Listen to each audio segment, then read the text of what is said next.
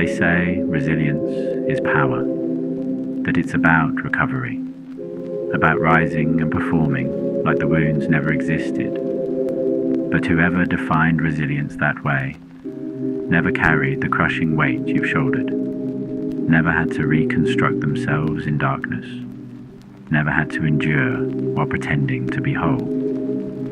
The world rewards your functional mask. It celebrates your restraint, your composure, your politeness while bleeding internally. But it never questions what that composure costs. It never looks close enough to see the agony beneath the performance, the gradual death of your authenticity, the countless ways you had to vanish to make others comfortable. Resilience doesn't always manifest as strength. Sometimes it looks like screening your calls, like sitting motionless in your car before facing your life, like silently abandoning what once felt like sanctuary. Sometimes it's not a battle cry, it's a whisper. I survive. And that's what matters, that you still exist, even when you lack the strength to stand, even when everything in you is collapsing under invisible burdens. You're still present for yourself, not as their ideal, not as your performance, but as the one who continues, even when no one witnesses your struggle. Most believe strength means remaining unbroken, but breaking is not a weakness. Breaking is inevitable. What matters is how you emerge from destruction, not returning to your former self, but becoming someone darker, sharper, more awake. Visualize a winter tree. On the surface it appears dead, but beneath, the roots live, silently preparing for resurrection. That's you, right now. You don't need visibility to be growing. You don't need to demonstrate wholeness to be healing. Resilience isn't measured by recovery speed. It's measured by rebuilding authenticity, how ruthlessly you protect the self that finally stopped pretending, how fiercely you guard what almost died. What if your exhaustion isn't laziness? What if you're emotionally bankrupt, spiritually drained and psychologically shattered? What if the fatigue isn't physical, but existential?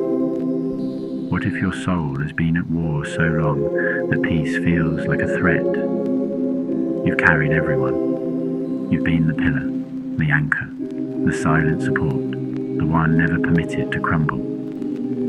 But answer this. Who carries you? Who hears your silence as screaming? Who sees your drowning before you speak? Perhaps you don't need solutions.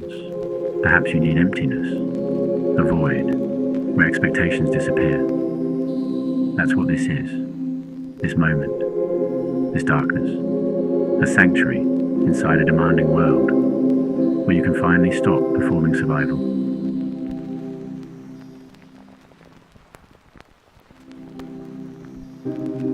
Stillness isn't surrender, it's power, the kind of quiet that comes from knowing your worth, without needing validation.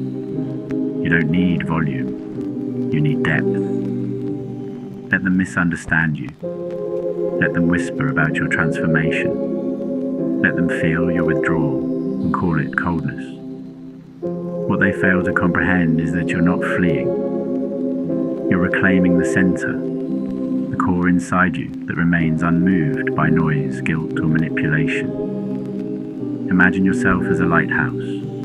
It doesn't chase storms. It doesn't beg ships to remain. It exists, solitary, unyielding. And those who find it find salvation.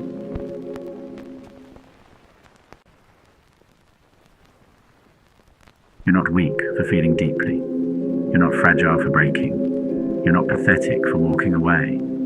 You are choosing self-preservation in a world that rewards self-destruction. That's not a weakness. That's warfare.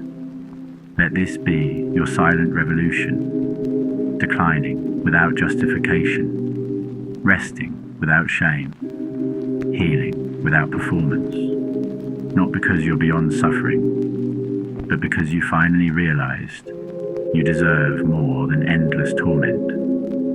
Resilience is choosing vulnerability when numbness offers escape.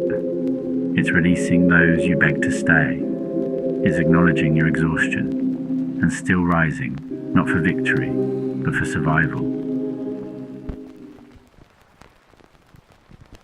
Undeniable. You don't need to be unbreakable. You just need to stop apologizing for your scars. That's where power lives. In the honesty, in the reconstruction, in the relentless return to self, again and again and again. Take this moment. Breathe. Let the darkness hold you. Let the noise fade. You've survived what should have destroyed you, and somehow you persist. That's not a chance. That's resilience. And it's time the world witnesses it. But more importantly, it's time you embrace it. Before this ends, remain here in this darkness just a moment longer. Not because you need another lesson, but because you need time to rediscover the person you buried alive. There's no objective here, no forward motion. This void isn't for achievement, it's for reclamation.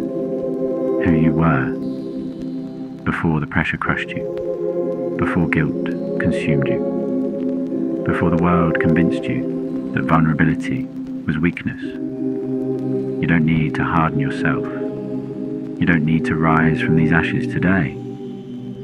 You just need to acknowledge the shadow of yourself that somehow survived, the version that endured in silence, that shattered in isolation and rebuilt in darkness, the version that never spoke but refused to surrender.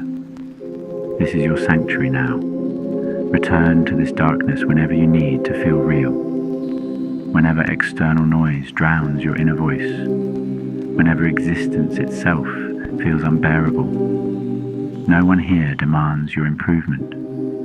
They're merely guarding the flame until you remember how to wield it again.